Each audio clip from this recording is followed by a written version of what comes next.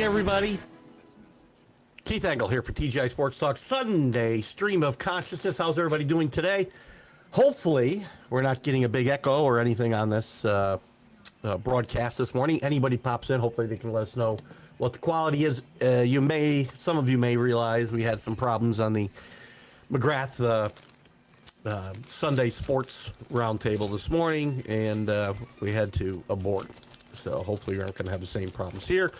But I want to welcome everybody on the McGrath Podcast Network, everybody watching us on Facebook, YouTube, Twitter, all the groups that allow us to share. You see some of our favorites at the bottom of the screen all the time, but there's dozens and dozens of others that support this show and promote the, 50,000 views we get a month now. Thank you so much.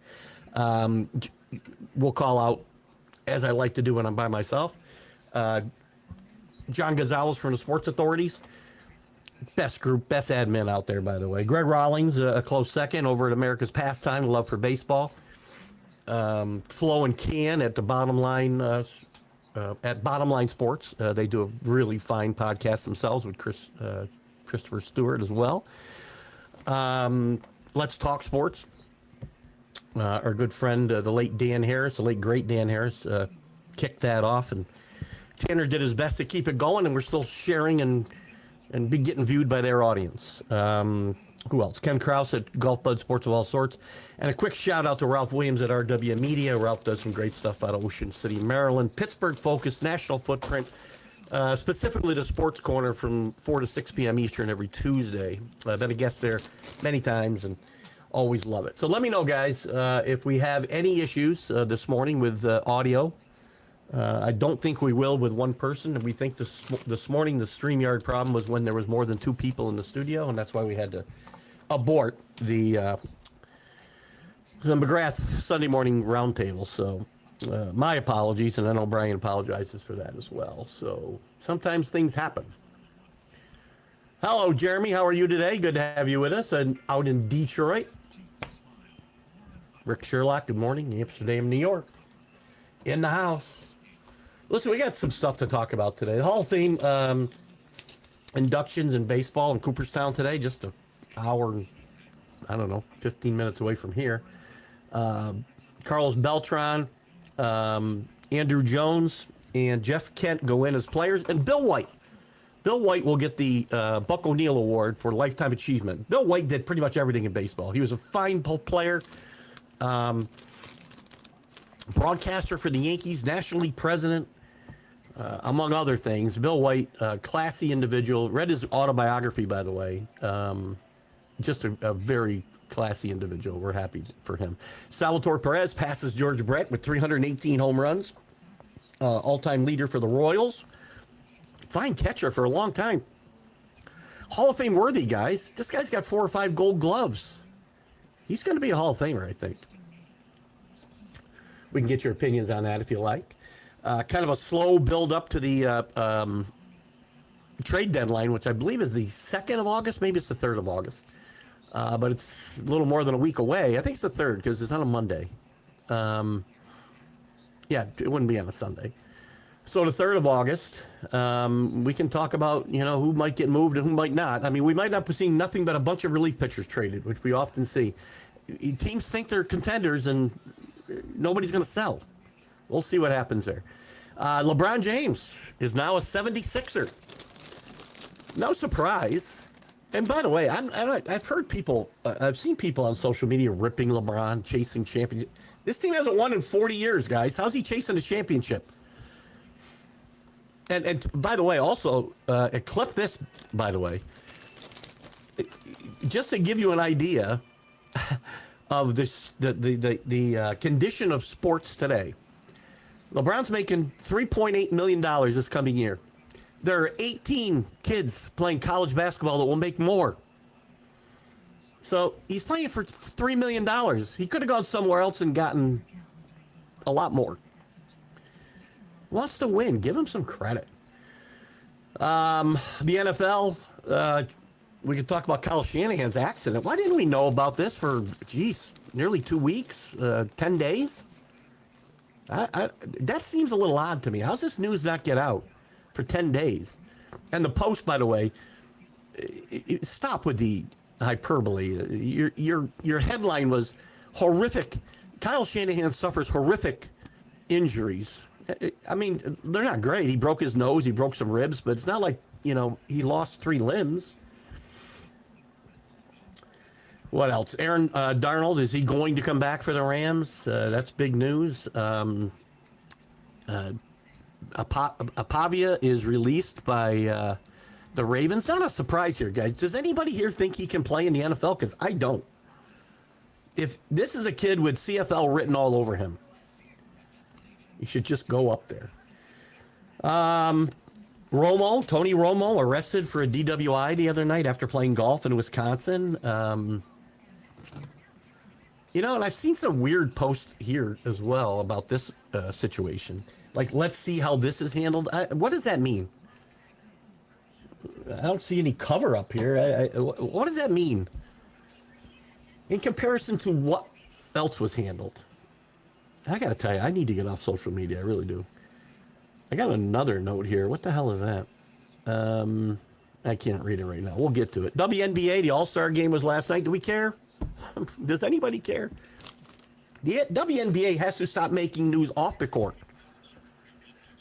The Caitlin Clarks, the Angel Reeses, the racial tensions that don't need to be there, and the league seems to play up for whatever reason. In college football, the SEC and maybe the Big Ten are serious about moving or leaving the NCAA and breaking out onto their own. Good luck with that, by the way. Because outside of football, maybe basketball, how are you going to compete with these other sports? Forget, you guys are nuts. Steve Sarkisian talked about Arch Manning and the pressure that he was under last year. He says 99% of players would not have survived what Arch did, and Arch is better for it. We'll see how that works out. Now I got another note I can't read. It's into this as I kind of look back at my notes. We'll figure all this out. What else, ladies and gentlemen? And it's your show, guys, so we'll talk about anything you want. Who's with us here? Life is good for Jeremy. That's good. A lot of pressure up there in Detroit. No, this year, Jeremy? Again, I'm not one of those guys who think that the Lions' window is closed, but I will tell you, I think another collapse like last year, and there will be a big changes in Detroit. Hello, Brian. Good to have you with us.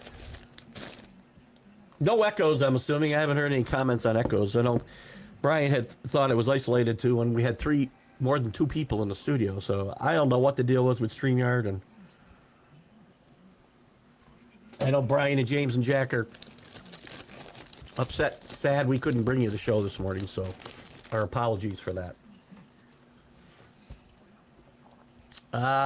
Chris, how are you, my friend? Up in the great country of Canada. Some of us think so. The Edmonton Elks, formerly the Eskimos, they're not the Eskimos anymore? Was that offensive? Come on, really?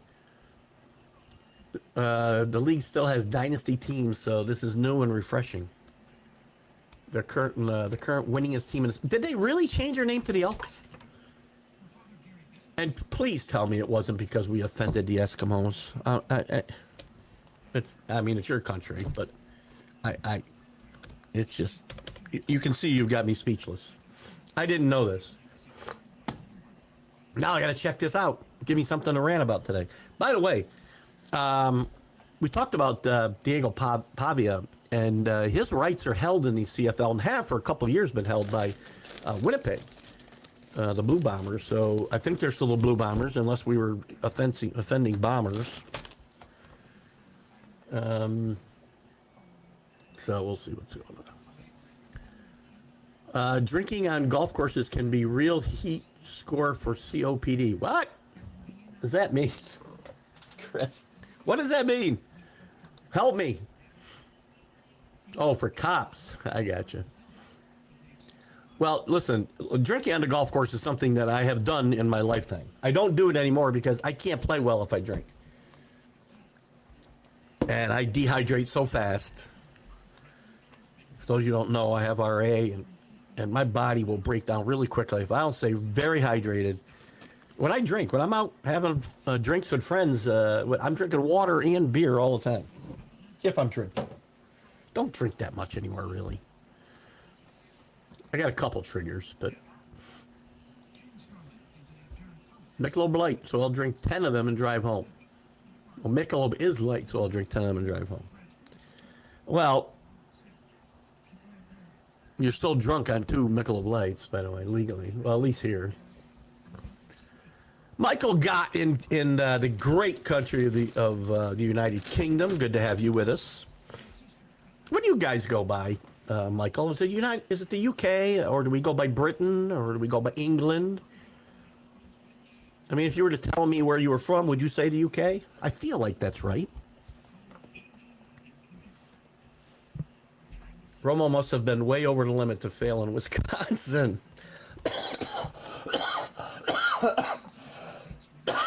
Well, there are federal, and I could be wrong, Rick. And I know you're kidding. But I believe and maybe I'm wrong. I do believe there's federal mandates that you need to lower when the blah blah blah blah. When the limits were lowered, even here in New York State, I believe it was because of a federal mandate where if you did not lower your blood alcohol limit for being drunk driving, they would withhold federal funds. So I could be wrong about that, but I'm pretty sure that it doesn't mean you have to comply to it. But 0.04 right here in New York State for DUI, and 0.8 for DWI. I believe a lot of the states are the same. Look, I have my problems with Tony Romo as an announcer, but I mean, a lot of people make this mistake, and I don't know. Should he lose his job? I mean, I don't know. Is that what people want? Do they think he should lose his job because of this? I mean, anybody. Would you have lost your job if you got a DWI? Some people would have, depending on what they do. He's a football broadcaster. He's not working at Homeland Security. Good morning, Billy. Yeah, I'm a little under the weather. Every time I travel, airplanes are the freaking worst germ factory in the freaking world. We got home last Friday. I didn't get sick till Thursday. I'm on the mend. Believe it or not, I'm better. I mean, this morning, I haven't slept hardly since Thursday. And I got up this morning. Laying in bed this morning, I slept decent last night. About 5 hours solid, which is not bad. Didn't cough a lot all night. Woke up, got out of bed, and I started hacking and having to blow my nose, which we'll have to do again here in a minute. I'll apologize now. But we're on the mend. As I've been up today and moving around, it kind of comes and goes, fits and starts, right? But we'll feel better. I'm here for you guys. Good morning, Danny. How can I stay in bed with a cold when Danny Fuller's getting up at 5 o'clock in the morning to watch our shows?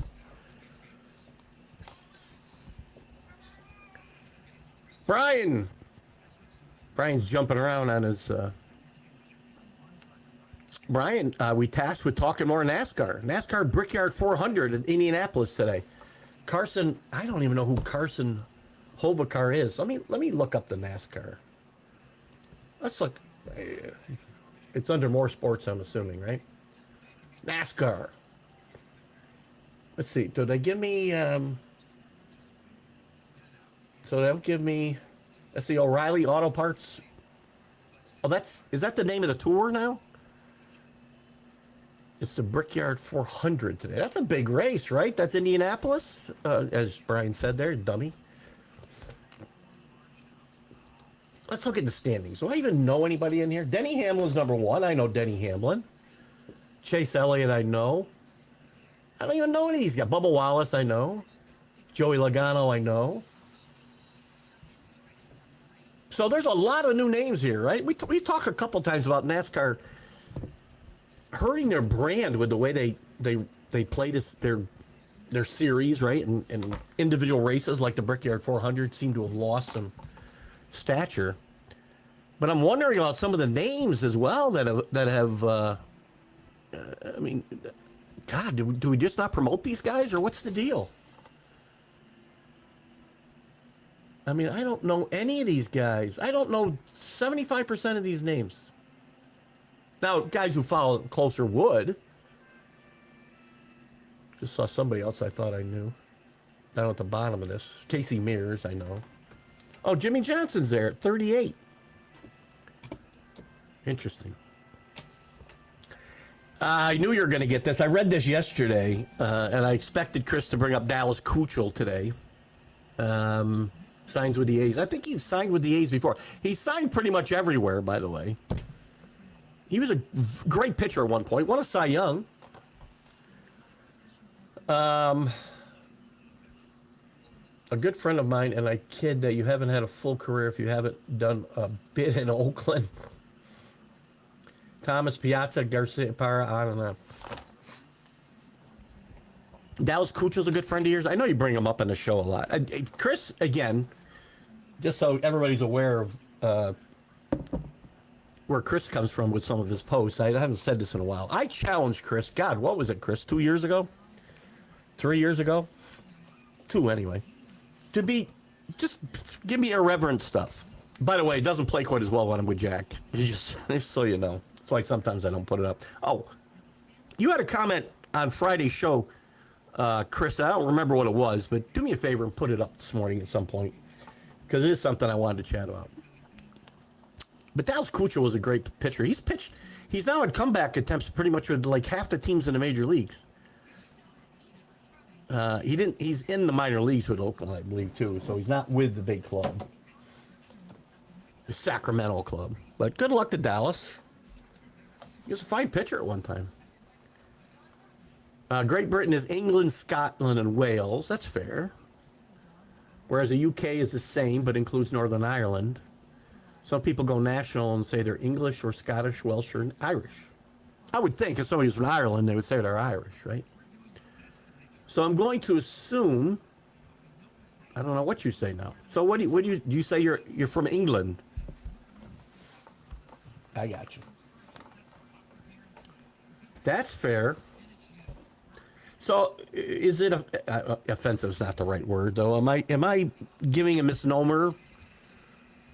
Or would it be better if I introduced Michael from England rather than the UK? I want to give people their props. Denny Hamlin, points leader with Tyler Reddick and Ryan Blaney close behind. I see that. I don't know either one of those guys. Tyler Reddick, I think I've heard his name. There's a lot of new faces or new names since I last paid any attention to NASCAR. And I did promise that I will try to keep up on the sport a little bit if we're going to have a conversation about it. I know some people have asked. My friend here in our development, Tom Daubney. Tom, if you're there, Tom asked me about NASCAR, and I said, I don't really talk much about it because I don't know a lot about it, but doesn't mean I can't know about it. I don't know much about soccer, and I found a way to talk about it for a month. Hello, CA. Good to have you with us. Wherever you might be in the Southwest today or wherever. You're going to be under the heat dome this week. I think we're going to avoid that, hopefully. I nearly expired the last time I was under a heat dome. Played golf. It was the heat index was 110. It had to be 130 degrees on some of those greens. I'm 66 years old. Got to stop. Michael Goddard, are these the greatest song lyrics ever? Where have you gone, Joe DiMaggio? Our nation turns its lonely eyes to you. I got to get you on to sing it now. I don't know if they're the greatest lyrics, Michael, but they're good. There's other lyrics with sports themes that are really good as well. Put Me in, Coach from John Fogerty. Even though I hate to promote the boss, he's got a pretty good baseball song as well. Like the NHL, racing is a young person's game. It's hard to keep track. You know, it's funny. When I was young, though, Chris, it was an older person's game. It was the older guys. You know, there was a men's club I belonged to since I was 18 in Amsterdam. And back then they had the guys who followed NASCAR. Again, they were older than me. They were in their 40s and 50s, maybe 60s. It wasn't the younger 20s, 30s, 40s that were watching it. Well, 20s and 30s. Those guys were older than me when I was 18. But now it seems to have moved around. My dad, you know, I watched a lot of NASCAR. I said this, I think, last week. I watched NASCAR with my dad. When we were with him on the weekends, my mom and dad were split up when I was young, and we watched. He was a NASCAR fan back in the days of Richard Petty and the Allisons and all of those. Oh, right. What is I need the rest of that information, though. What did you say that day? Give me the rest. Yeah, female UC. I think I remember, but I want you to give me the details again so I don't misspeak this. And Danny might have something to say about this. I don't know. I'd love to hear. Chris does. Chris comes up with, you know, I tasked him with coming up with irreverent stuff, and he never fails me. And as I said, on my shows, this one, and I apologize for not doing the MLB update on Friday, but I really took a turn for the worse Friday morning and Friday afternoon as far as not feeling well.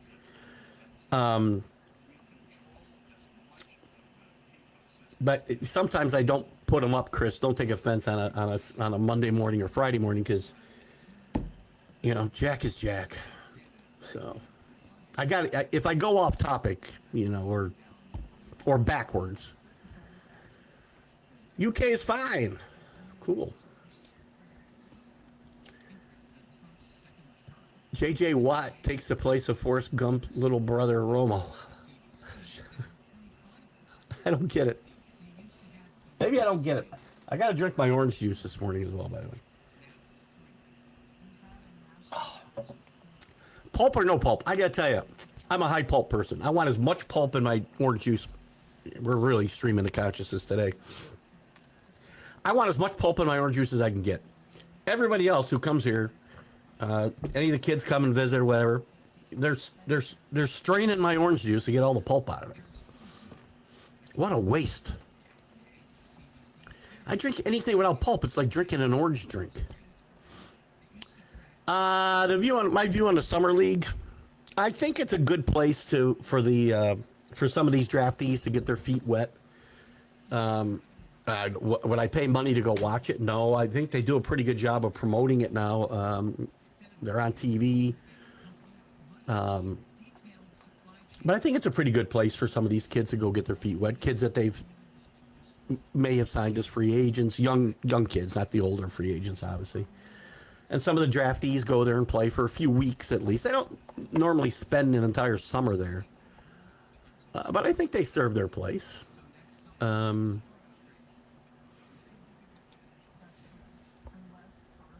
we go. So Chris had brought this up, and I didn't bring it up because I want to give Jack a stroke the other day. A female volleyball player at UCLA is making short videos in full team uniform that are promos for her OnlyFans page. How would I handle as a coach? That's something that, you know, a guy who's old school like me is shocked that we even have to address. Danny, do you have any more input on this, by the way? And UCLA volleyball, by the way, is very high profile. What else is she doing in these videos? Again, I don't know if you've seen, there's a show on Apple about, I can't remember, the Maggie Needs Money or something. I don't know if it's Maggie or not. Can't remember the name. But it's a young mother who needs money, and she starts doing these OnlyFans videos. And they're very suggestive, and I think some go further than that. I don't know anything about it. I don't plan to. As a coach, I think, Chris, I think I would have a problem with that. I would have to tell her that if you want to be part of this team, Because a lot of these schools, by the way, you have morals clauses or a code of ethics. And I would think that that might be in breach of it. And she'd probably sue the school. If the coach said you can't do this or you're going to have to leave the team, and she got removed from the team, I guarantee you we'd have a lawsuit because that's the world we live in today. We're very litigious.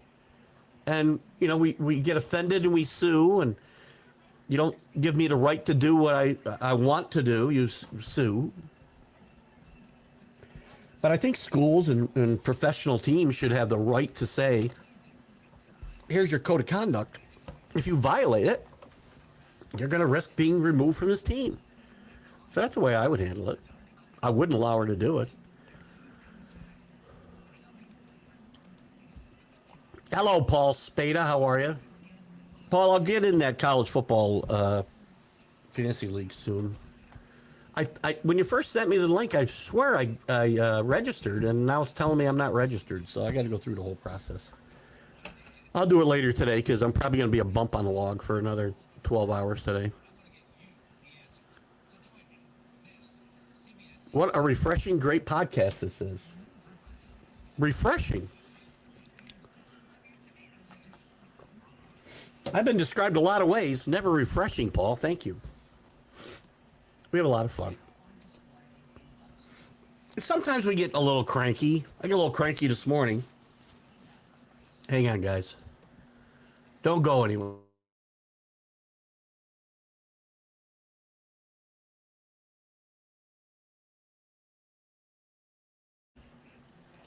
There, I don't think you want to see me blow my nose. We haven't heard much about darts, CA. Have they been on hiatus? What's been the deal? PDC World Match all week on ESPN2. Women's 8 field today before the men's final between Gerwin Price and Luke Littler. See any relation to Gene Littler? Golfer just died, I think, recently. Won the U.S. Open when I was about 12. Got the Yahoo email to reactivate the Fantasy League. Are we going to continue? I am. I think you're going to need some... I don't know how many guys we have that are in it. Danny was in it, I think. Paul might have been in it. Rick. Michael was in it. If you guys all... Brian was in it. I did get an email, by the way. So I have rejoined the league myself. Let me just say things in the 80s compared to today is night and day. Well, 80s, 70s. You know, there was weird stuff going on, but doesn't it? I don't know. Maybe it's not as out there as I think, Danny. I don't know. Maybe I just didn't know about it. You know, I didn't know. I was not. I don't want to say I was. I guess I was naive when I was a kid. Because I didn't. I don't know. Hang on. Cat. Cat might have been having an issue. We got a 17-year-old cat hanging around here. I think I'm naive. Go back to the 80s. When Rock Hudson came out and said he had AIDS, I feel like I was shocked. And everybody I knew, my friends, my parents, all my grandparents, they were all like, how did you not know he was gay? Not that I cared, but I just was in shock. I'm like I feel like I was the only one who didn't know Rock Hudson was gay.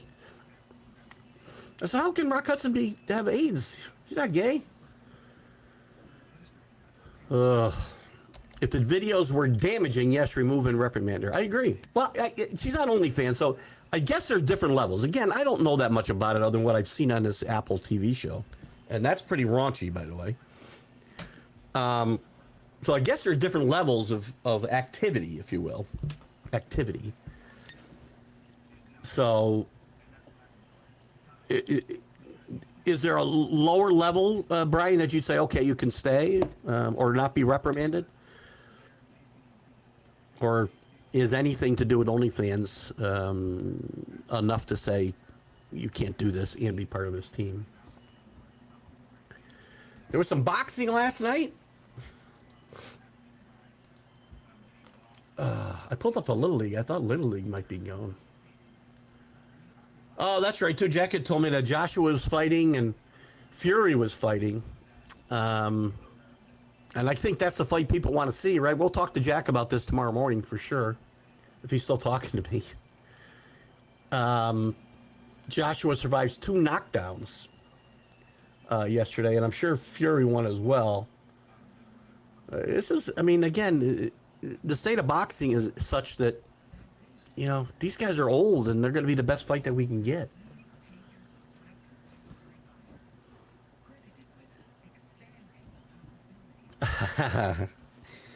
Thank you, Danny. Danny says the podcast is refreshing without a doubt, and no ABS needed. I know I can beat some things to death, and I apologize for that. But, you know, when I feel strongly about something, I'm not going to let it go. Listen, I do want a couple things too, and does anybody else? And again, we got a bigger crowd right now than we had when I first went down this laundry list of stuff. The Hall of Fame is today. I think all 3 of these guys are deserving. By the way, I know a lot of people with Andrew Jones maybe thought not, but this guy was a dominating defensive player and an offensive force for a lot of his career till the end. I'm so happy about that. I'm happy for Bill White getting in with the Buck O'Neil Award. But I also talked about Salvatore Perez, who became the Royals' all-time home run leader the other day. You're going to look at his numbers, you're going to think, Hall of Fame worthy? I don't think so. You got to remember the position he plays. And he won 4 or 5 Gold Gloves.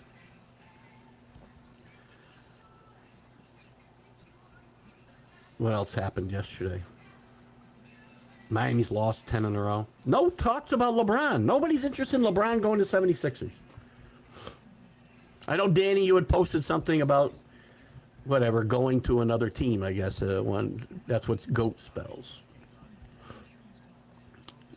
Do we think LeBron's making him? LeBron, by the way, you can think what you want of LeBron off the court. On the court, he's still one of the top 10 players or borderline top 10 player. Am I right or wrong? And he's not going there chasing he is going there chasing a title, but it's not like Durant going to Golden State where they were on the top of the heap. He's going to a Sixers team that hasn't won a title in 43 years.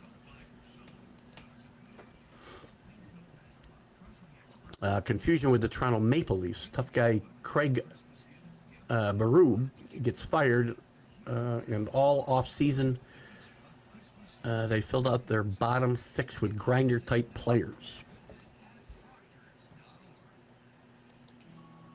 Speaking of Toronto Maple Leafs, Yasiel Puig is with the baseball club playing well, has incredibly matured. He's 36 now and staying out of trouble. I know we like to follow these guys, Chris.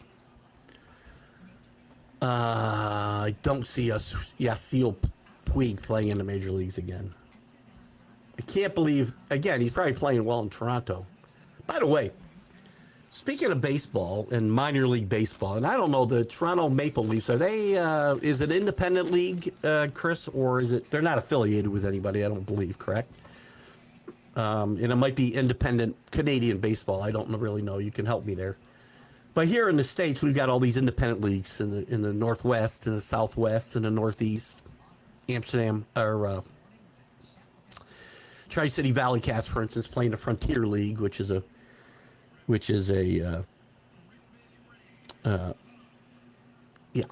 a independent league. I watched the last couple of days. I watched a documentary, Wally Backman, and it goes back a ways. I think it might be even 10 years old, this documentary. Wally Backman had taken over a team in South Georgia called Peanuts, and it's called Playing for Peanuts. I think it's Playing for Peanuts, but it was really kind of cool to see behind the scenes of this league. And Wally just is Wally. He just He ended up getting fired for being too controversial. Then he got his job back. And very weird. The team did win the league championship, I believe, but it was kind of interesting. Go. More Canadian reporting here. John Schneider, who has been complaining to the media about his team, has a clear sign you've lost. Well, it is a clear sign. It's funny. It's not a crack at John. Losing your room happens. It does. And I think he's lost. We talked about this. Jack and I talked about this Friday a little bit.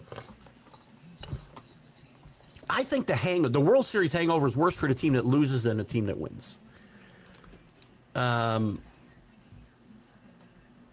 this has been, I would say, Toronto's most disappointing team in the league. I've never been a big John Schneider fan. Until this year, because they made it to the World Series last year, I had predicted for the 2 or 3 previous years that John Schneider would be the first manager fired. Now, part of that might have been because I wanted to see Donnie Baseball get the job. But I think John Schneider's probably a dead man walking. Somebody's got to get blamed, right? And that team's gotten old before their eyes. And they're not. They shouldn't fool themselves to think they're contenders right now. They should be looking to trade Gausman. They should be looking to trade, Springer, to somebody who might be able to use them for the next couple of months. But I think he's in trouble. Neil Bush, good morning. Good to have you with us this morning. Bill White's induction to Hall of Fame is long overdue. I agree. I said earlier in the show, Bill White has pretty much done everything he can do in baseball. He was a fine player in Philadelphia and St. Louis. Excellent defensive player. And he had a decent bat. He was an announcer for the Yankees for a long, long time. He was a National League president for a long, long time. He's had some other jobs within baseball as well. And he's been a great ambassador for the game, and Bill White's induction is long overdue, Neil. Thank you. And I think Perez, I don't know if it's consideration. I think it's it. He's it. Well, obviously he's got to wait till 5 years after he's retired. But I think he's in. I mean, given the position he plays and the fact that he played it defensively very well with some great power years, I think he's a Hall of Famer. I thought Fury did fight last night. But he's destined to fight Joshua. Earl Spence retired after losing to... Maybe that's the fight Jack was talking about Friday. I mean, Fury and Joshua. I mean, it says a lot about the state of boxing when the most anticipated fights, and I think Jack would agree with me. I don't want to put words in his mouth. We'll talk about it tomorrow morning. The most anticipated fights are between 2 old guys, Fury and Joshua. Joshua's lost a handful of fights as well. And maybe Merriweather and Pacquiao. I mean, they make 2 geezers at Caesars look like, Little League. LBJ can definitely help the Sixers, no doubt. He was only in the way as a Laker. No, I agree. 2 years from now, the Lakers will be a major player. We'll find out. And if they're not, heads will roll there. Look they obviously want to build a team around Luka. And I think LeBron did a fine job of taking a step back last year when Luka and Reeves were healthy. They made a great run at the end of the regular season before Luka got hurt and Reeves got hurt. And I think LeBron will carry that experience over to the 76ers and not have to be the main man.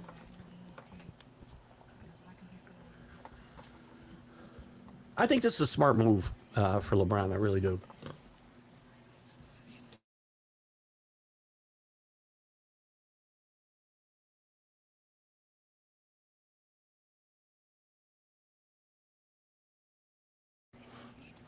Here, we're saving you guys that disgusting. Again, 76ers are going to be a major player now in the Eastern Conference. As a Knicks fan, I don't like this at all. I also find it very interesting. Rich Paul and I think it's probably a good thing, by the way, as a Knicks fan. But Rich Paul said if the Knicks had not won the World Championship this year, there wouldn't have been a list. There wouldn't have been a tour around the league. He would have signed with the Knicks. And I don't know how the Knicks could have said no. If he was going to come play for $3.8 million. Again, I said this earlier. $3.8 million he's playing for. There's 18 kids in college making more than $3.8 million next year. If that doesn't tell you everything you need to know about the state of sports.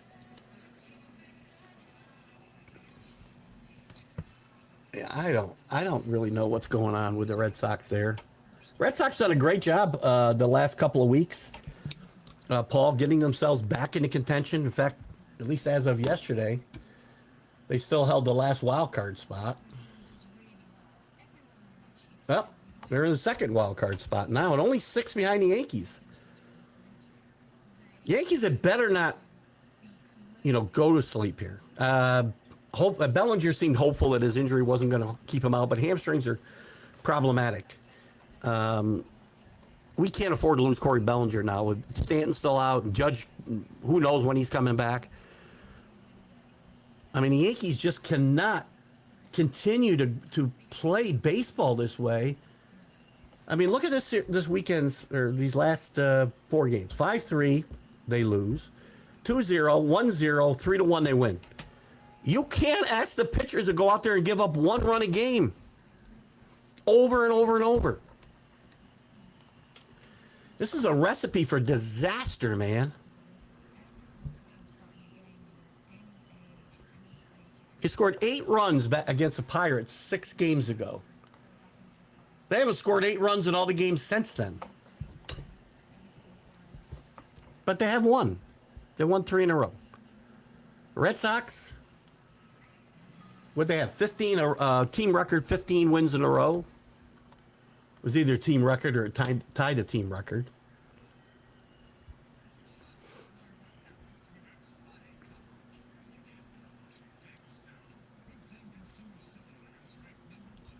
I mean, there's what? 2, 4, 6, 8, 9 teams within 5.5 games of wild card.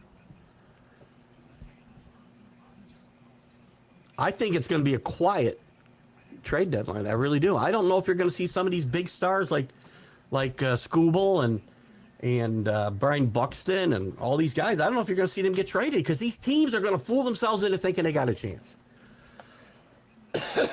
The Twins, they really think they got a chance to win a series, much less advance in a World Series? You need to trade Joe Ryan. You need to trade Byron Buxton and build something for the future. You haven't won with those guys. They're fine players. Buxton can't stay healthy.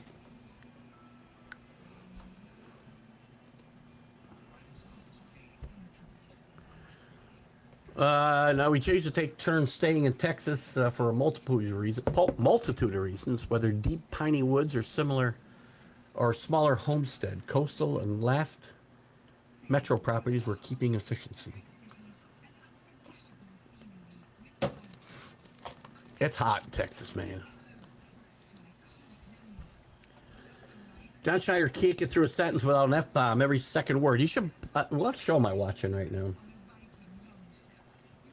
Oh, we just watched Hawk. Will Ferrell's new show on Netflix, and I mean it's not great, but it's Will Ferrell at his lowest common denominator actually. But there's more F-bombs in that show than anything you can think of. And anybody who listen, saying the word is totally appropriate if you use it in the right context. If you can't get through a sentence because you need to fill in your vocabulary with that word, then that's a problem. But it's certainly, in my world, it's appropriate to use it in the right context and in moderation. Clifton, I wasn't invited. Clifton Park flag football is playing in the semifinals today. Semifinals of what? What is it?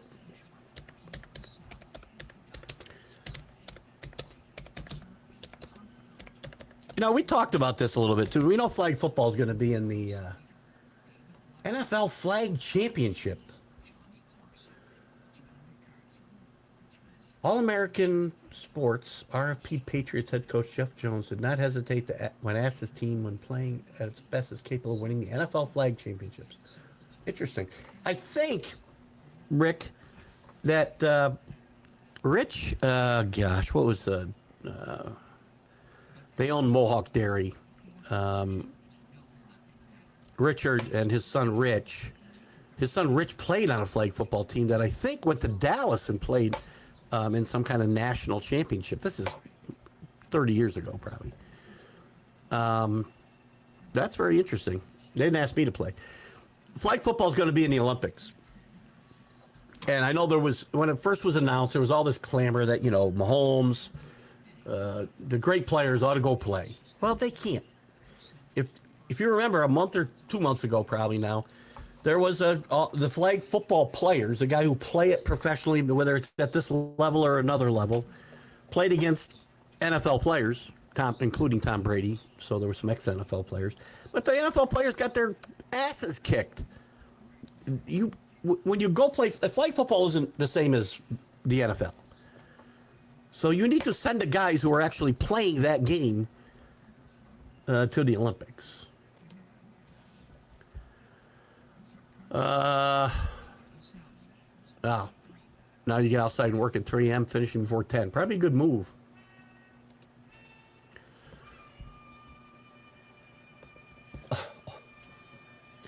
Only 2 funerals. That's a lot of funerals in my world. And, unfortunately, a sad part of getting older is you go to more funerals than you do weddings.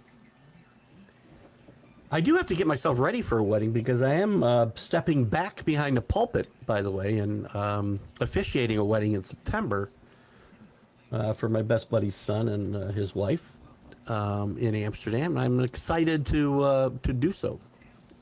Got to get with them soon because you can't just throw these things together. I need some time to work on my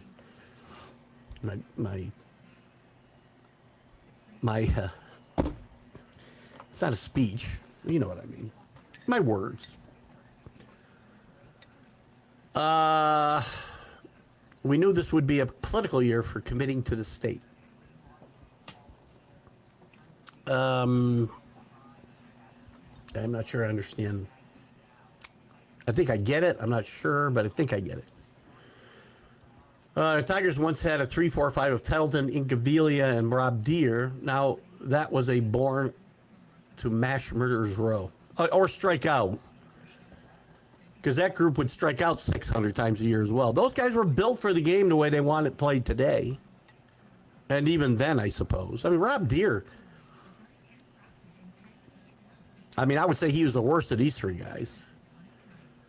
But, they were in the majors for quite some time because they could put the ball in the seats. And that's about the time when they were playing. It's about the time we started not caring about strikeouts. We don't care if guys strike out 220 times a year. Jeez, when I was a kid and Bobby Bonds was striking out 150 or 180 times, it was like blasphemy.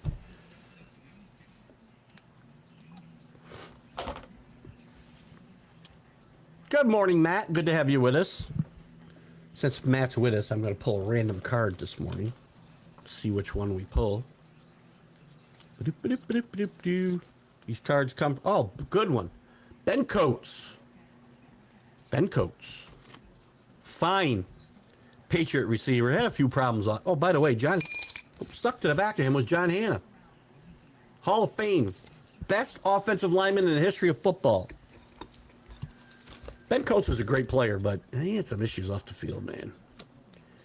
If you remember him and Lisa Olson, that was the downfall of the Patriots in the 80s. When the Gillette razor guy, the hell was his name? What the heck was his name? Didn't have a seat. He'd stand up behind us at the games. Anyway, he bought the team, and Ben Coates offended a female reporter in a locker room, and it was a pretty ugly time in New England. Dodger question. Ooh, this is a better one for. This is a better one for Danny, because I do not know that much about DePaul at the moment. I'm going to look him up quick and see what I find. He's an outfield. Listen, I mean, you paid Tucker a lot of money. Tucker's not playing well. Danny, I don't think you can argue with that. Not playing well.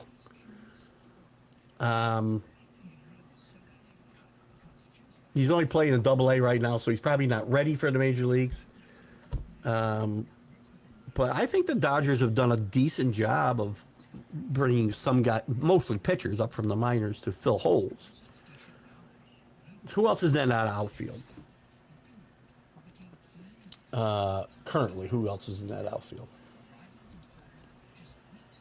Teoscar. Hold on. Let me take a quick look here. And I don't know what AAA looks like, quite frankly. I mean, Danny would probably have a better handle on that than I do. But if I look at their outfielders now, you got Hernandez, you got the other Hernandez, you got Tommy Edman, you got Pages, which, you know, he's been up and down. Who else? Kyle Tucker has not been good, by the way. But the Dodgers keep rolling along. Again, I keep saying I don't think we've seen the best of the Dodgers by any means. I think the Dodgers got another gear, and they already got the best record in baseball.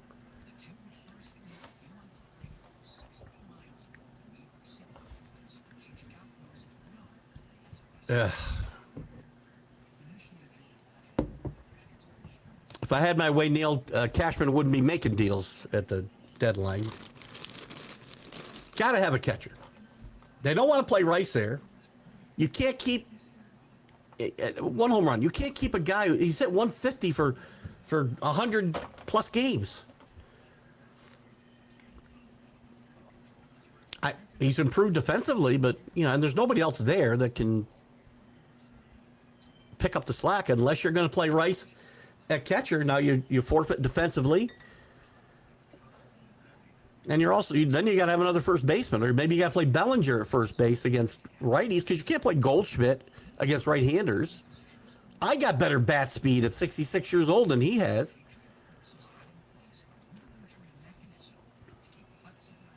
So I agree with you. I hope that doesn't fool Brian Cashman. Fallon Sherrick against Detta Hedman. I should probably try to get that on. Hold on 1 second.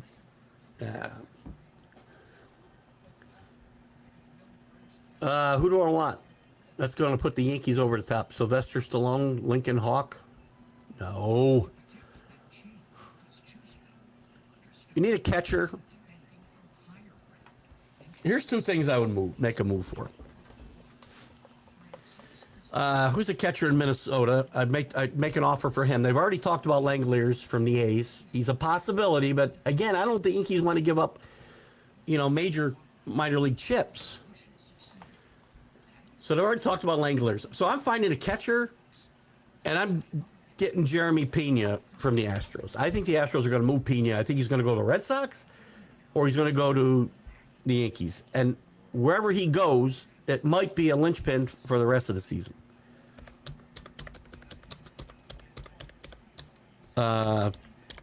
That's what I think. Neil, you can comment on what you want. I think the third base platoon is hitting enough. It's not great, but they do have 18, 19 home runs, so they got some pop out of the third base duo. Good defense. Jazz is playing a little better. You're not going to move Jazz. He's going to play. I'd like another outfielder too, because Dominguez and Spencer Jones are showing to probably be good quadruple A players.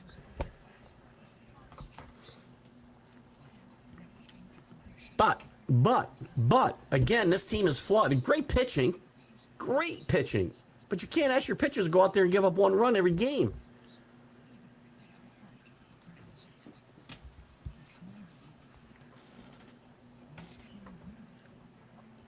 So, this team's got to decide whether they're real legitimate contenders or not. They can get to the World Series. The American League stinks. Can you actually win? And at the end of the day, it's about winning.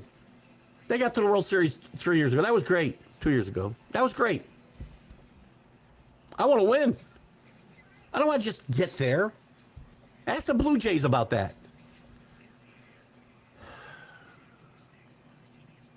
Don't fool yourself and mortgage the future for guys that are going to help you for 2 months or not help you at all. Now, a lot of this is going to depend on whether they think Judge can come back or Stanton can come back. But I got a week to figure it out.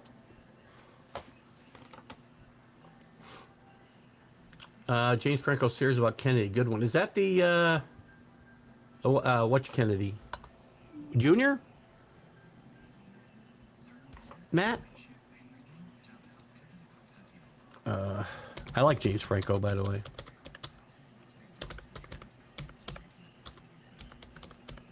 I don't know if I know that one. We just watched something. What? Yeah. Based on Stephen King novel. 11/22/63. It was a good series. Great book. The book is better. Read the book.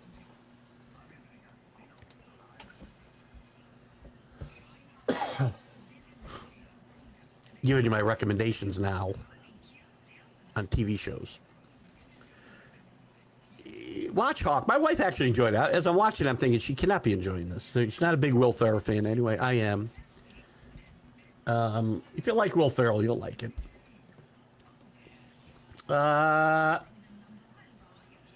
Chris is going to keep... Can you keep the smoke up there is all I'm asking you to do. Keep the Canadian crap going. I work with Mitchell Hooper's dad. Mitchell Hooper, worthy of a Google. What? What does he do? Mitchell Hooper? Now Chris wants me to just Google all day because this is exciting. Whoa! Got a huge head. 30 years old, 6'3". He's a kinesiologist like Mike Marshall. So you bring him up just in the sense that he's... I mean, do we think he should be playing something other than competing in World's Strongest Man competitions? By the way, I've watched some of those in my life. You know, tossing tractor tires and kegs of beer. With the Knicks winning the NBA championship, is there any significant pressure in New York for the Yankees, Giants, Yankees and Giants, plus the Jets, Islanders? Sure. I think anytime. Well, look, it's New York City. So there's always pressure. I think there's... Danny gets it with his LA teams. If you're in LA, or you're in Philadelphia, or you're in New York, or you're in Boston, or you're in Chicago, there's always pressure. More pressure than there is in Kansas City, or Denver, or Colorado for the Rockies. But there's all... Listen, the Yankees haven't won anything since 2009. Yeah, there's pressure. Giants haven't won anything since 2012. And they're further away probably than the Yankees. Jets are punting the season. Here's the thing with the Jets, and give me 2 seconds before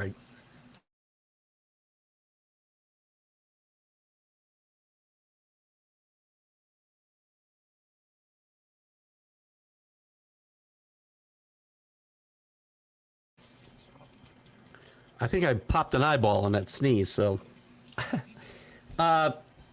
It's something about the Jets.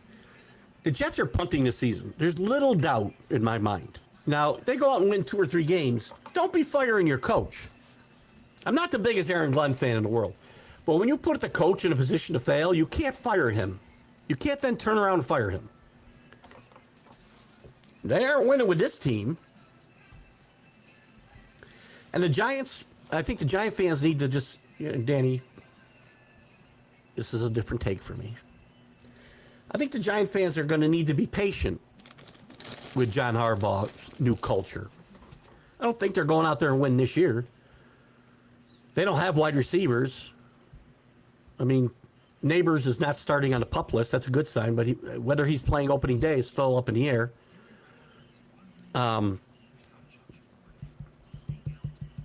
I think the offensive line is suspect. The running game is suspect. And Jackson Dart, I like Jackson Dart. They need to keep him in the pocket and keep him healthy. And the Rangers, probably the best thing that happened is James Dolan turned the reins over to his son. So, yeah, there's more pressure for all these teams. I would have to say that for sure, Michael. Better than who? I lost track of who we're talking about. Randall McDaniel's better than who? Oh, John Hanna? Not buying it. Let's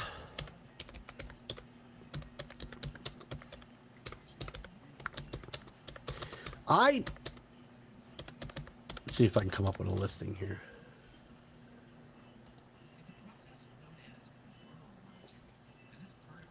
Yeah, I was looking at some offensive linemen, right? I put Anthony Munoz ahead of McDaniel. I'd put Larry Allen ahead of McDaniel. I'd put Jonathan Ogden ahead of McDaniel, but I wouldn't put any of them ahead of John Hanna. That's probably my bias, which is fine. I understand that. You have your own. Personally, I'm not sure that. I mean, I don't know if McDaniel cracks the top 10. Orlando Pace, Jim Otto, Bruce Matthews, Mike Webster. But we all have our biases, right? Quite frankly, probably every list I look at will have Hanna between 5 and 10. Thank you, Victor Cayenne. Thank you so much. Remington, my bad. I thought of Gillette because of the name of the stadium now. He did own Remington, and by the way, the guy didn't even have his own seat. We had our season tickets throughout the 80s, and we were by that time we improved our tickets like every year. We were about the 40-yard line halfway up. Metal bleachers, by the way.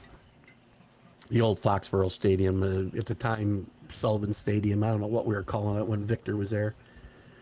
But he was a disaster. And everybody was happy when he bought the team from the Sullivans. We thought, oh, great. Somebody with money, because the Sullivans had no money. Well, guess what? Victor Cayenne had less money than the Sullivans. And he would stand out in the cold in his leather jacket, like about 10 rows behind us in the aisle. Victor Cayenne. I think I might have blocked that name from my memory, Neil. What best describes an efficient? An efficient what? Now that you mention it, I've done about 27. Oh, officiant. I don't know. I do. I have a couple meetings with them. I want to know whether they want what's important to me. Whether they want it light, whether they want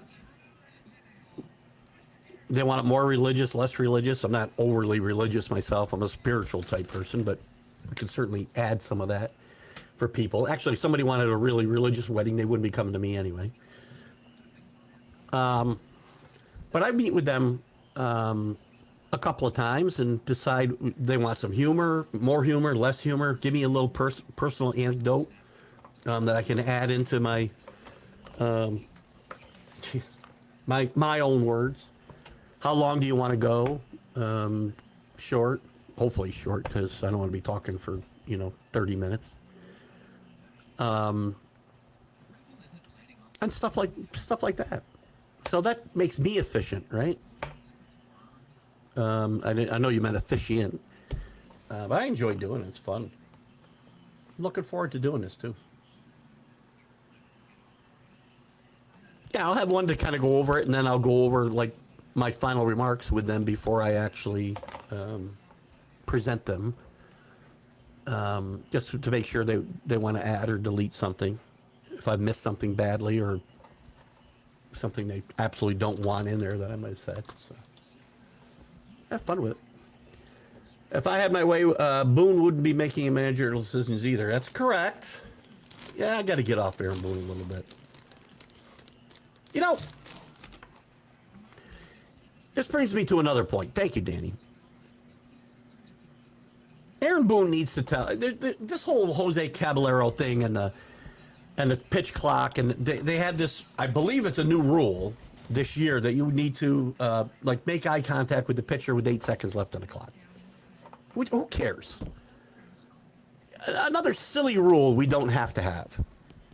But anyway, this whole dust up that the umpires and Caballero having, and Boone encourages it, I swear to God, with Caballero. Just tell him to stop. First of all, the rule's stupid. I agree, 100%. But Caballero looks like a little kid out there saying, "You're picking on me, you're picking on me." I do this every time. It's my routine. He should be able to do it, quite frankly. He's in the box. If the pitcher's ready, tell him to throw it.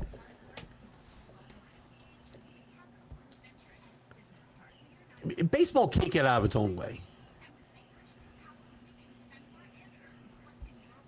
Just can't. Get an all-star game with 27 strikeouts. That's exciting. Well, there's another. And again, he was an Oiler, so we have some regional bias. Bruce Matthews is the greatest offensive lineman in history. Only all-pro by his peers at 3 different positions. Fine player. I'll still take John Hanna. He didn't need to play 3 positions. He was too good at one. But again, we're all going to have these regional biases, right? Some guys are going to tell you Larry Little. Some guys will tell you Ogden. Some of the guys will tell you whoever else I brought up.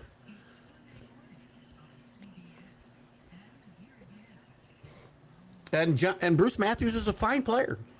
Fine. Wish the Orioles would trade Rushman. Looks like Jeffers from the Twins is favorite. He is probably the favorite. I don't think the Orioles, especially since they've gotten themselves back into reasonable contention here, are going to trade Rushman in the division, Neil. So I think Jeffers would probably be the best fit. Although Hunter Goodman's a guy that I'd want. But the Rockies will hold him hostage. And they'll mismanage him anyway. But he's got a couple years of control left, I think, too. And he's hit 30 home runs this year, hit 3 home runs twice. I don't know how well he plays defensively, quite frankly, but he's not going to get traded, probably. So I think Jeffers will be the guy. I would like Rushman, but they're not going to trade in the division, I don't think. The Dodgers are sellers. For 2 reasons. 3 IL players are coming back in the next 3 weeks. Can these guys, and I don't know which guys you're talking about. Name the 3 guys, would you, so I can give you an opinion on whether you should count on them. Because if we're talking about Snell and Glasnow and what's another guy I'm trying to think of, I don't know if I can count on them to stay healthy. How good is the farm system, though? You've made so many trades the last few years. And quite frankly, I haven't looked at their farm system recently, so you could very well be right. So it'll be interesting. So you take them out of the Scooble sweepstakes. Because when you're talking about a loaded farm system, you're talking about for them, not to trade.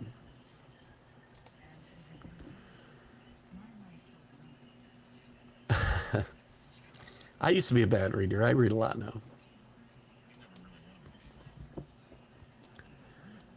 Fallon, too much for Data. Or Detta at her age. Detta is a great champion and only top British woman outspoken on trans issues that PDC finally changed. They're still cowards like many nowadays. Why would you... I agree. I'm not going to dive into it deep. I know what you're saying here, CA. And it probably doesn't affect a sport like darts, right? But, I mean, it's just nuts. But some people want to die on that hill. It's crazy. Zach Martin's definitely on the O-line list. I'm not putting him to the top, though.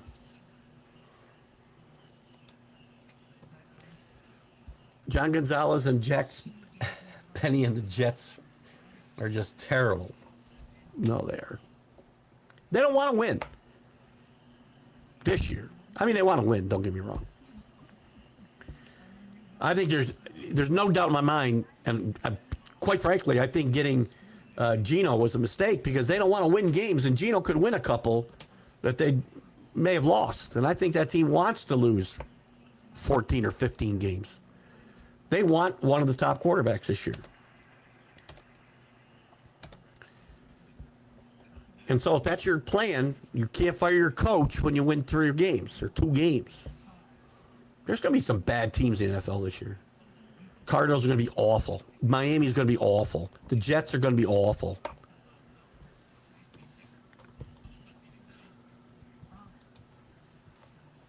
Time we got 10-11.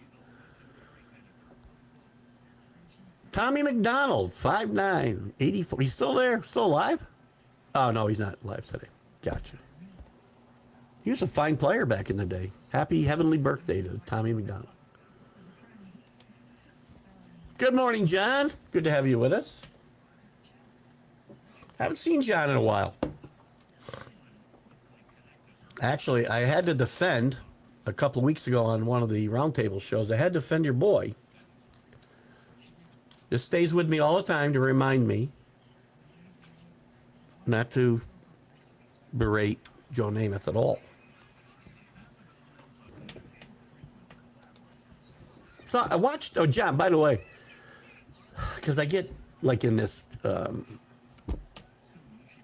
this web of YouTube videos, and I came across an entire game of Namath with the Rams, and it just looked weird. He didn't play well either. We do have GQ John Gonzalez in the house. Hello, Donna.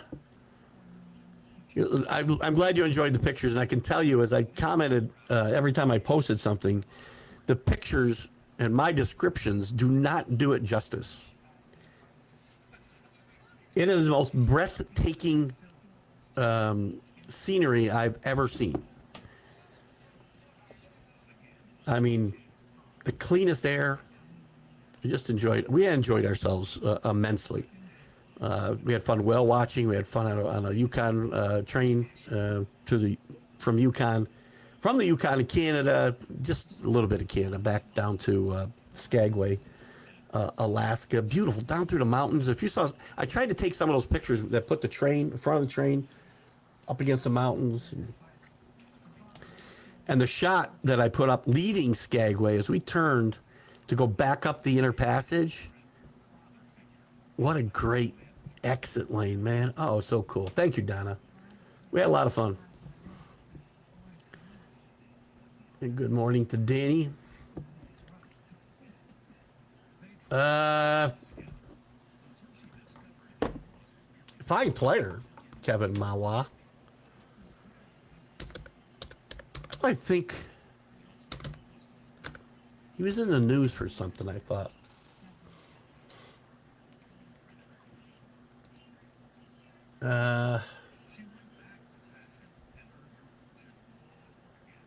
He's in the Jets Ring of Honor, but he's not in the Hall of Fame. Or is he in the Hall of Fame? Is Kevin Mawa in the Hall of Fame? He is.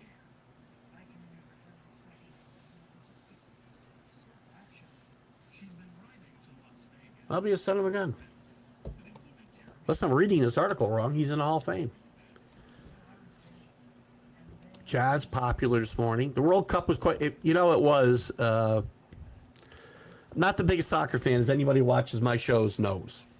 But every 4 years when you're rooting for your country, plus you're getting to see the greatest players in the world. I mean, I still don't get some of it. Sorry. Let me take 5 for a second. Just don't go away.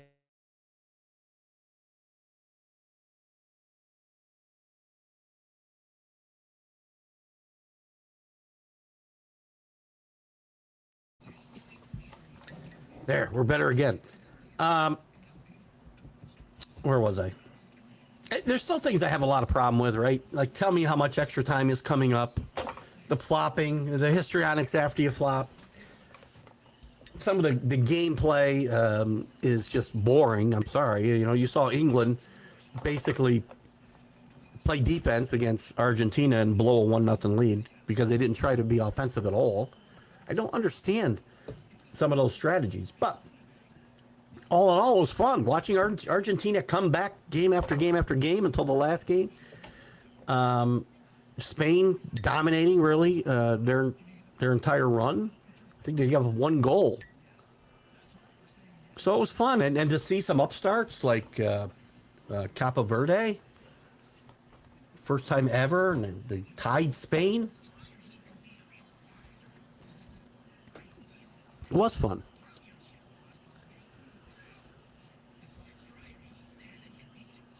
You type too fast. Yeah, we're all that way. That's why Danny speaks into the phone. I don't know. Can we get Mason Miller without giving up one of the top prospects, John? I mean, who do you want to give up to get Mason Miller? I'm not giving up your boy Lombard or Kilby. I don't want to give up. Who do I want? I mean, you're going to have to give up somebody.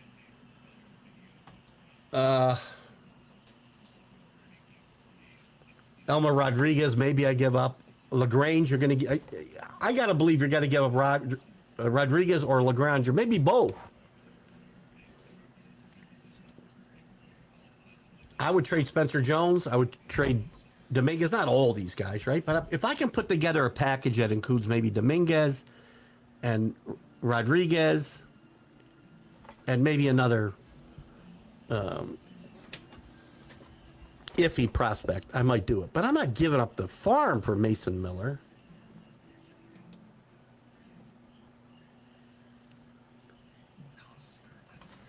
I like Langoliers a lot. I think it'd be Langoliers or Jeffers from the Twins. I think Jeffers might be more likely because he'll be less costly.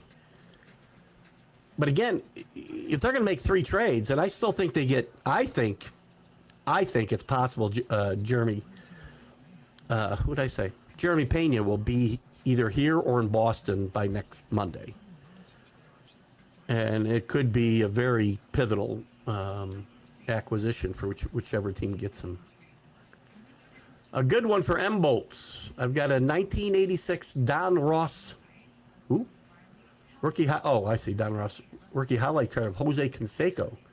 It's not his rookie card, but it's his rookie year, and talks about what a good rookie he was. Munoz, great player. It's subjective. You'll never talk me off of John Hanna, ever. All the players we've talked about are great players.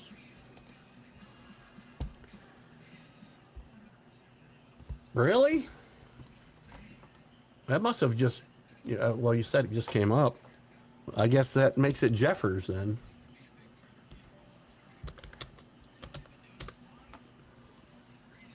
Let's take a look here, Neil. Injured in the first. Left a thumb injury. Bad news. Thumb injuries are really bad. He's not starting today. I don't see anything that's saying he might be out for the year, Neil, but I'll take your word for the whoever. Look at thumbs are bad. He's been hot too. Yeah. I didn't see anything about him possibly being out for the year, but again, with a thumb injury, I'm not surprised. 1990 Topps Luis Sojo card. It's worth about 0.2 cents. But you give it to a youngster and tell him it's a rookie card, a 4-time World Series champion.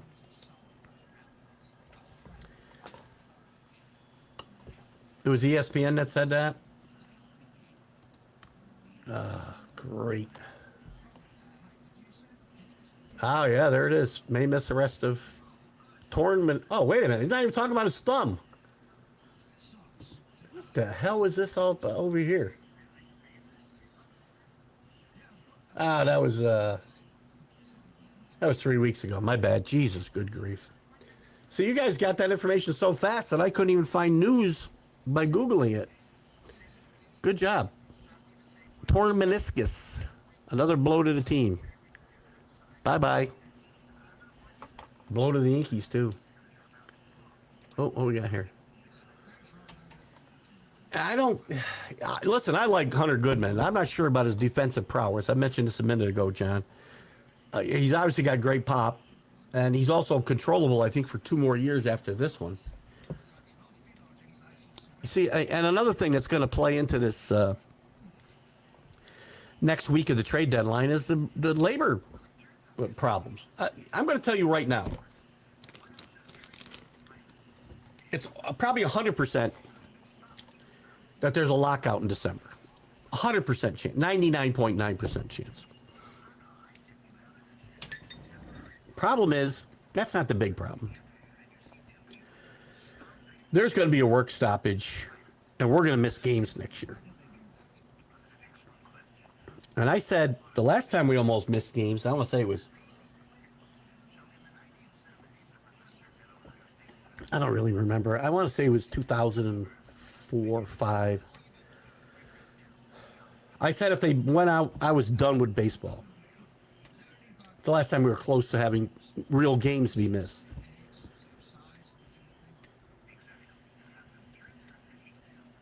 Or maybe one of the times. But I think there's a 90% chance we're going to miss regular season games next year. And you are not going to play a full schedule. I'm almost positive. And I don't know how that's going to affect this trade deadline. Because you're not going to trade for somebody and extend them with the CBA up in the air. Like Scooble. So I don't know how this will affect everything. You know, every year, it seems like every year, the last 5, we get a couple of big trades. But we don't get anywhere near the activity I think we're going to get. We get lots of trades, but, you know, there'll be, 50 relievers get traded. Middle relievers.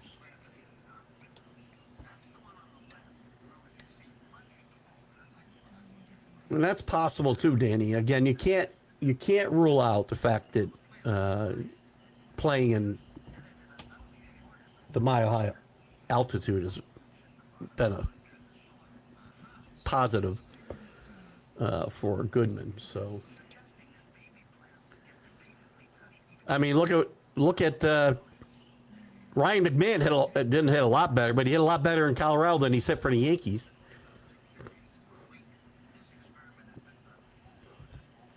Messi told him to say hello. Did you talk to Messi? Were you working security for the World Cup, John? I'm gonna assume you were. Semis now. Bo Graves against Gemma Hatter in a battle of 2 mothers. Interesting stuff. We haven't had any dart talk in a few weeks, a couple months maybe. What's up today? Any new food? I'm trying to get over this cold, so I'm probably having chicken noodle soup and my wife and I last night, I was trying to go to bed about 7 o'clock, and she put on Heroes, which neither one of us had seen. It's on Netflix now.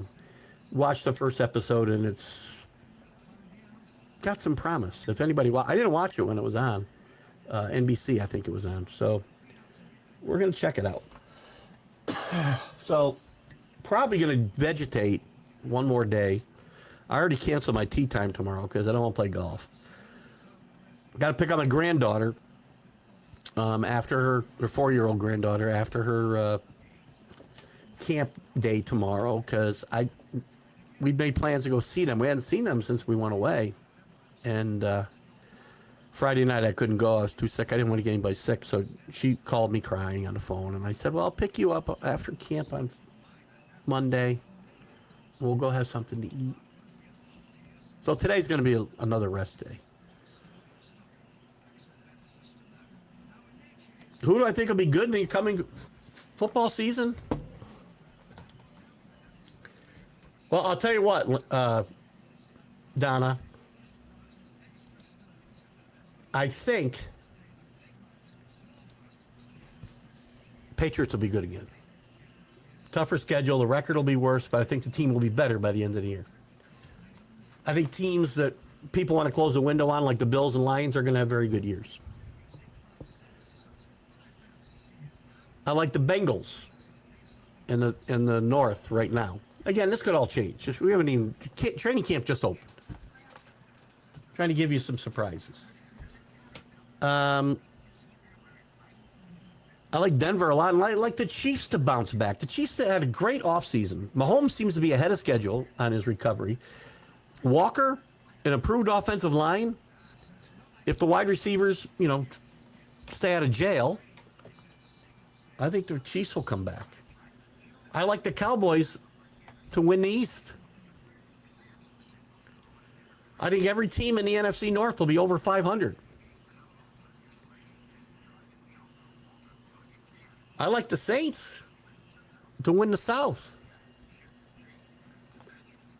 And the Rams and Seahawks will battle it out in the West. Yeah, the 49ers, I think, are going to take a step back. And I'm really confused. And I don't know about anybody else. I'm not saying there's anything to it. But I don't understand how Kyle Shanahan had an accident on the 14th. And we just found out about it yesterday. It seems a little odd. And I'm not saying anything nefarious is going on. Tony Romo gets a DWI. I find out the same day. It seems odd to me. So I don't know whether his injuries are worse than what they're saying. The Post reported this. The headline was, it's the New York Post. Kyle Shanahan suffers horrific injuries. Well, his injuries were bad. Broken nose, broken ribs, and some other stuff. But horrific to me is, he lost a couple of limbs. So we'll be talking more NFL, but, that's just a couple of... and we can talk some more in the next, half hour or so about the NFL if you want. Donna, throw some stuff out there. Who do you like this year? I got to tell you, I can never remember, Donna, if you're a Eagle fan or a Pittsburgh fan. I don't remember why I don't remember this. I don't think the Steelers make the playoffs. I think Aaron Rodgers' going away tour will not be that much fun for him. To get Miller, you'd give up any prospect except Lombard. You'd give up Kilby. I'm hearing as good or better things about Kilby in the long run than Lombard.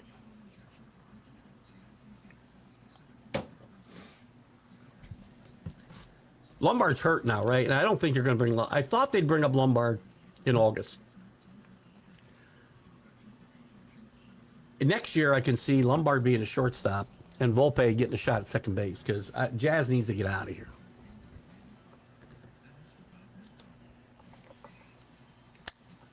Don't mention... listen, I don't know that much. I don't know the game that well, Michael.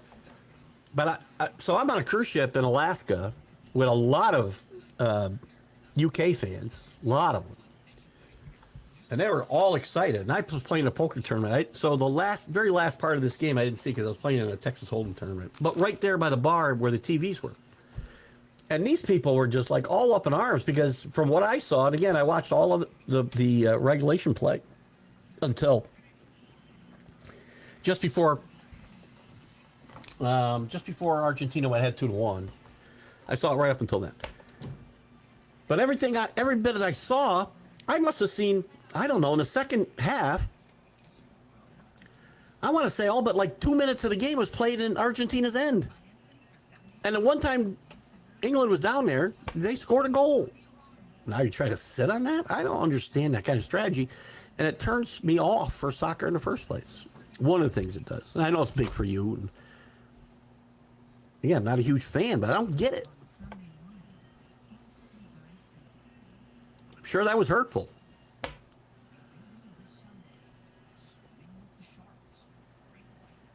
You don't mean John Goodman? Huh? I'm not trading for John Goodman to play catcher. I'm not telling you right now. Hunter Goodman, I'll trade for. So, Hunter Goodman's stats are better on the road? Hunter Goodman splits. Let's see. At home, he's got 13 homers, 24 RBIs. He's hitting 233, 850 in OPS. On the road, well, how come we don't get the rest? Why don't they show me his road stats? All right, I guess I got to do math. Oh, wait, right there. 1836, 283. That's very interesting. Good catch, Danny. Throw that argument out the window then. Good job. I still don't want John Goodman. I'll take Hunter Goodman.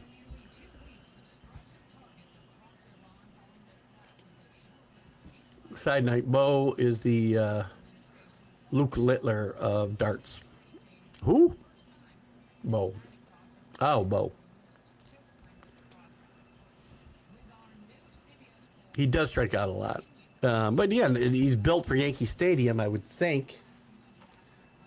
Without seeing, you know, whether he pulls the ball, I'm not pulling up information here that shows me where his home runs have been deposited.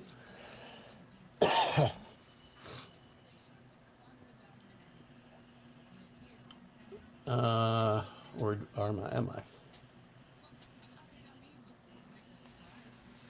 So Miller, we're giving up prospects for, right? John, Neil, are we giving up a top prospect? One of the pitchers I mentioned. I'd probably give up Dominguez for Goodman. I'm ready to say Dominguez is a really good quadruple A player. I don't know if I'm ready to go there with Spencer Jones yet or not, because this is his first shot. He hasn't played tremendously well. But we've seen enough of Dominguez now to maybe know that he can't play here, at least. So I'm okay giving up him in this Miller deal or the Goodman deal. You might need to get him to get any catcher.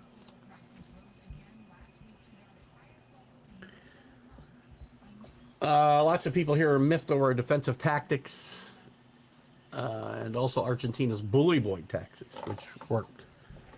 I'm not sure I understand the bully boy tactics, but I'm going to take your word for it. We were given retribution, though, when they lost the final to Spain. So apparently you're not a Messi or an Argentina fan.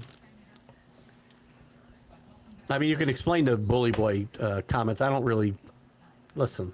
I watch guys fall down for no reason, and then they fall down. And you can tell me I'm wrong, Michael. But the histrionics that they go through when they're down, it looks like they need to be put down while they're on the field, right? Euthanasia.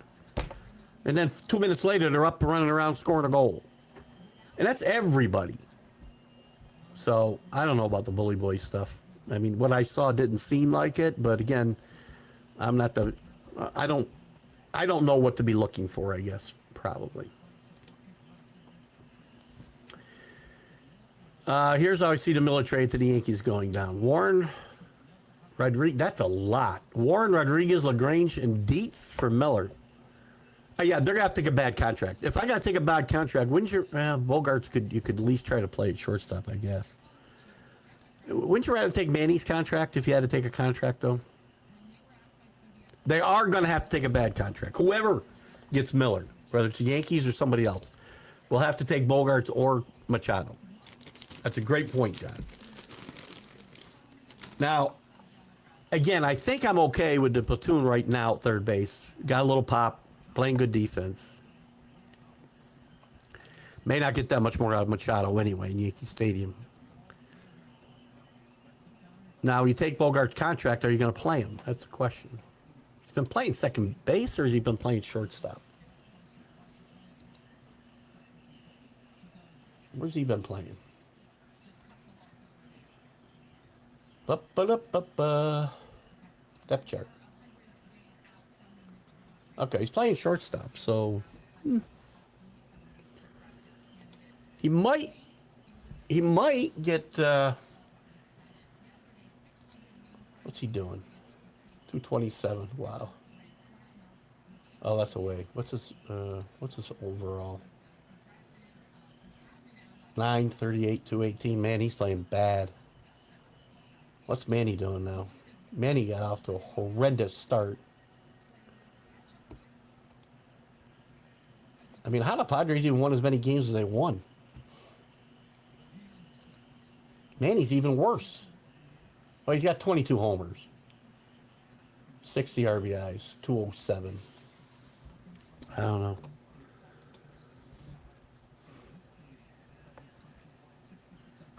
He doesn't have to go above and beyond, just follow the classic formula of know your role. Who are we talking about, Chris? I'm not sure who we're talking about there. I think I'm starting to fall behind. A little bit. Langeliers will be a free agent. Yankees can sign him then for a lower price due to his injury. Good call. I like that. Yeah, it's 100%. I agree. If we lose games, I'm going to be sick to my stomach. Millionaires against billionaires.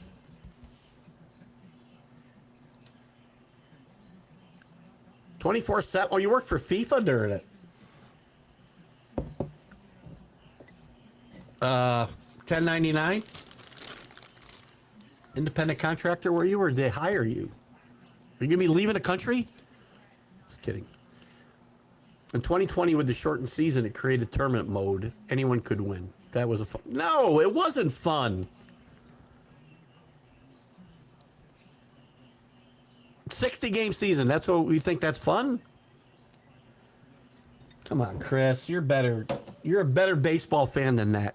You can't strike. You can't cost me a full baseball season and expect me to say that's going to be fun. You're better than that.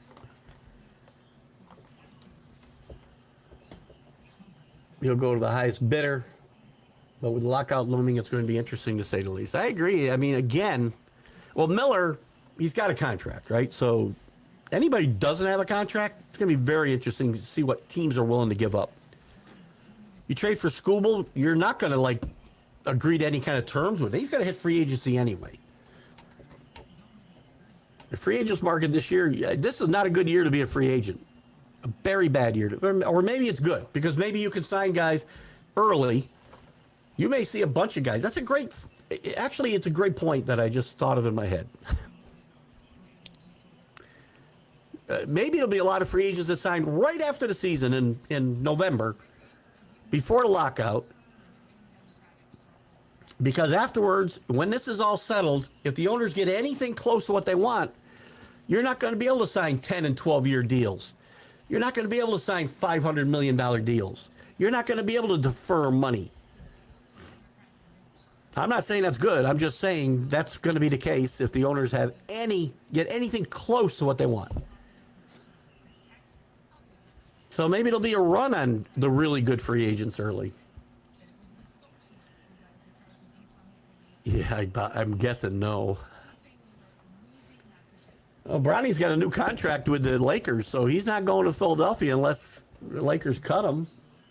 Because I don't think the Sixers are trading for him.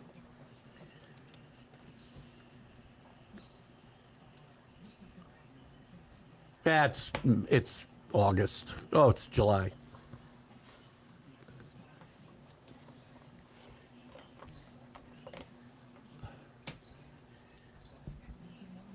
John's predictions are seldom wrong. Well,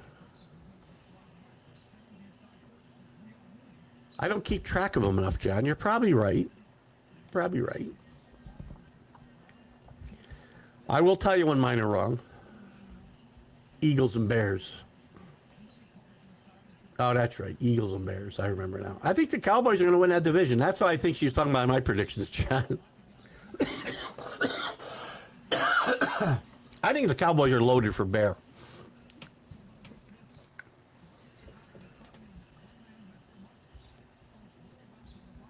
Why are you sad? Donna, tell me why you're sad LeBron's a Sixer. You don't want to win? You can not like LeBron, the person. But LeBron, the basketball player, makes you a better basketball team.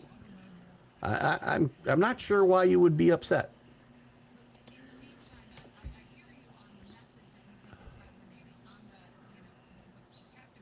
Spoken like a true Patriots fan. Information comes out later on other teams.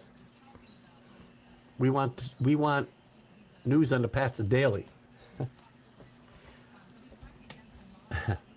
I figured that out.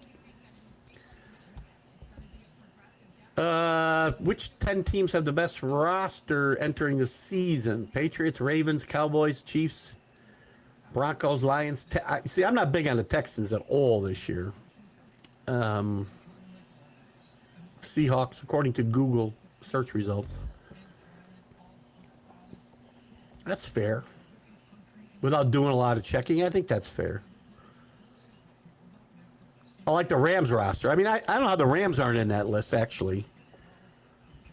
Even though I berated the Rams for their pick with the 13th slot in the first round, which helps them not at all the next 2 years, while they do have a starting quarterback who's looking to take them to the Super Bowl, when they do nothing with that pick to help them this year. They've still got they've got to have one of the best rosters. They have the best defensive roster in football, and that's before Aaron Donald potentially comes back.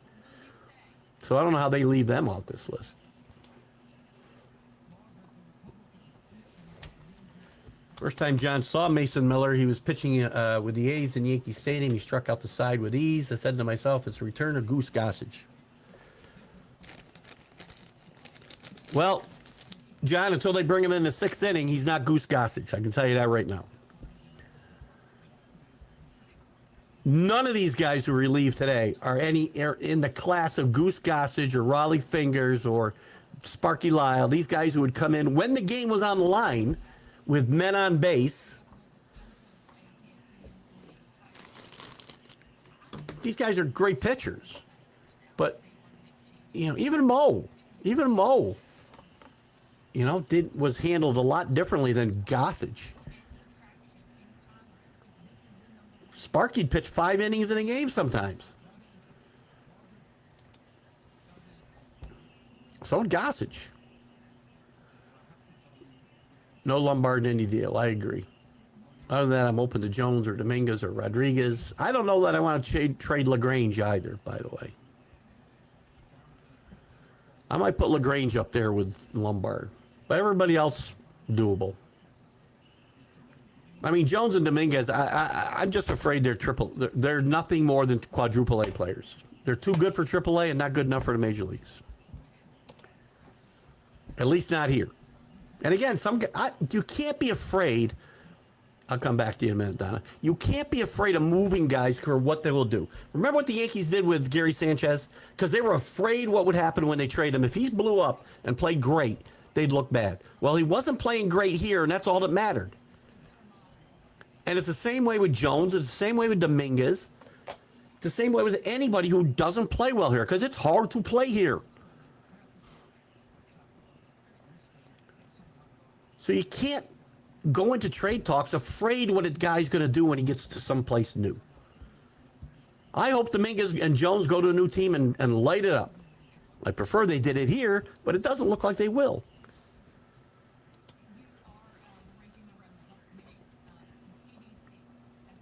It is kind of strange, but the World Cup was fun. Bows to the final, but they play fast. Bully Boy Tanks is they're pushing and shoving and ribbing and your face with a lot of play unfair, nothing to do with fair soccer, designed to stop us playing. And it's been expansive. That's fair. I mean, it's a physical game, isn't it? I don't know, Michael. Miller's under control. He just signed a new contract. He is desirable contract-wise, for sure. And that's why you'd probably be willing to give up more collateral to get him, because you can control him for 4 years. For $4 million? It's a potential lockout. Is a potential lockout Major League Baseball owners? The lockout is the owners. If they strike, that's the players. No, they're both to blame. So the collective bargaining agreement is expiring at the end of this season. The owners have proposed several things. 200. I don't have all the numbers in front of me right now. 260-ish, 270-ish cap total salary and a floor of 173, which are 16 teams below right now, by the way. But that's not the worst of it for the players. They've also proposed a cap on number of years somebody can sign and how much they can sign for. You can sign your own players for more. You can sign free agents. Sorry. You can sign free agents for less. Players are never going to go for this. And again, we've let it get to this point. And I'm all for free. Hang on one second.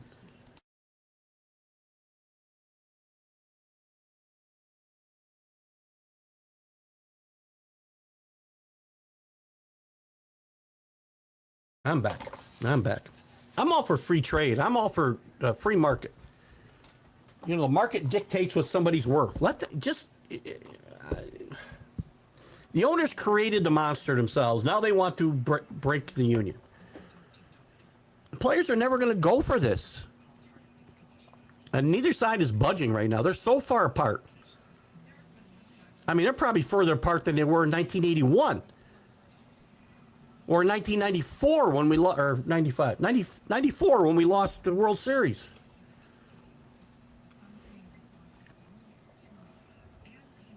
So the owners created the mess, and the owners now want a cap. Not just a total cap, but an individual cap on what players can earn and how many years they can sign for. There's a lot of variables to it, Michael. You can take your own players and you can sign them for, if they're in their first year, you can sign them for 12 years, and the second you can sign them for 11 and for X amount of money.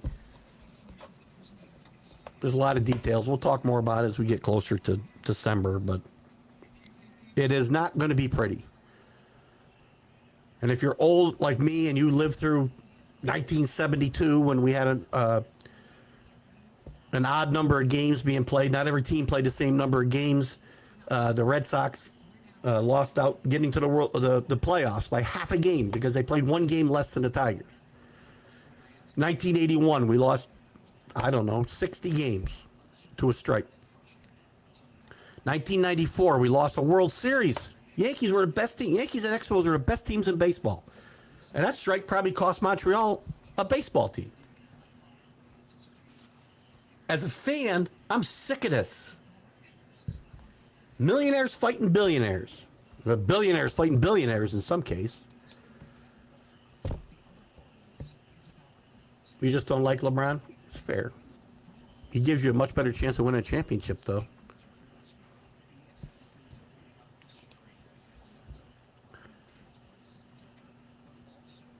Yeah, that's the only thing it did? It doesn't give the 76ers a better chance to win, Neil? Come on. LeBron is still arguably around the top 10 in the league. Maybe just a little bit outside it. He's still a great player. He showed last year with the Lakers at the last third of the season that he can take a step back and be still an important cog, but he doesn't have to be the guy. Now, people, they mix up their feelings on LeBron with the LeBron off the field or the court and LeBron on the court. You can dislike LeBron for what he does with this decision and other decisions.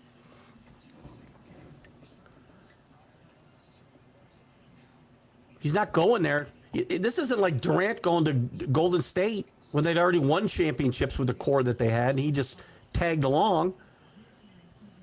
Sixers haven't won in 40 years, 43 years. Why wouldn't you want every chance you have to win? He's going to be the third option there. Maybe fourth.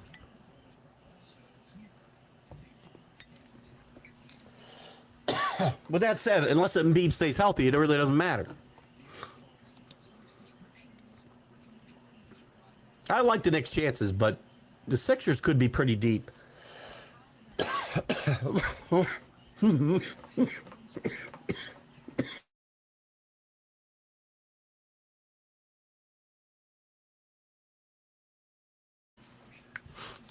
I'm starting to run out of steam, as you can see.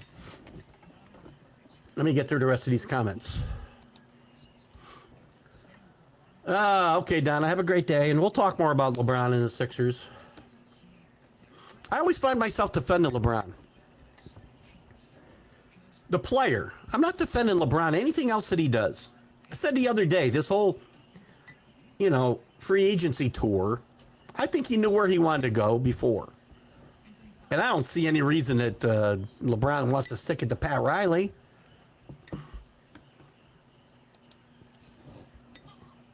Giants are doing training camp in West Virginia because of the World Cup. Really? They couldn't find any place closer than West Virginia? What's wrong with Albany? They came to Albany for like 10 years. Whatever. Yes, have a good day, Donna. He keeps what's with Boston and Pittsburgh versus Pittsburgh. What's with the Boston versus Pittsburgh hate? Does the history go beyond just sports? I have no idea. There has been some interesting interactions here. But I have no answer. Maybe somebody else does, CA, but I don't have any answer. They played in the World Series in like 1912, but I will be back with the College Football Huddle on August 5th. Mark it on your calendar. Now, one caveat to that specific night. I'm having a colonoscopy the next day, so I'll be doing my prep, and we could have a interesting show that night. But we're back on August 5th and in full speed ahead with the College Football Huddle. So please join us, Michael.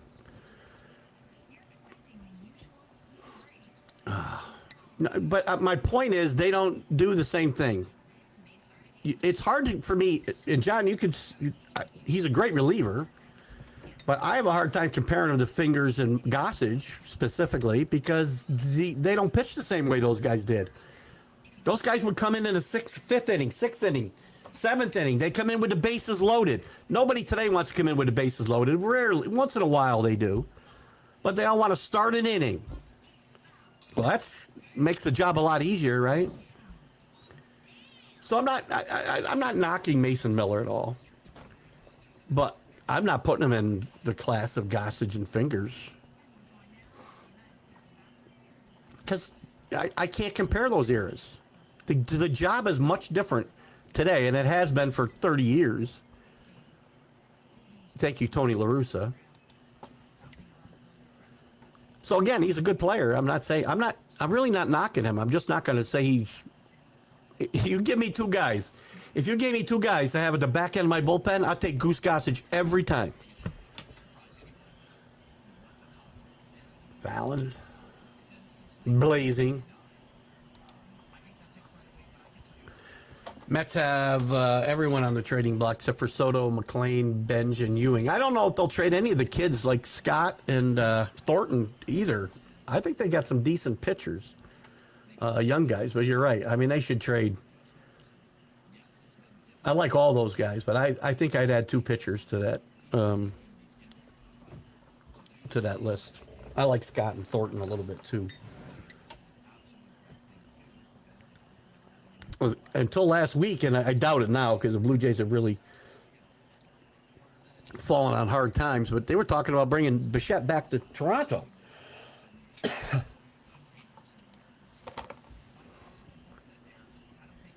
Fallon prepared well for today. I have a chance to win it all if Bo allows the opportunities. Cool. So anyway, how did I lose my banner? Did I ever put it up? No, anyway. Oh, I got out of timer. That's why. That's why.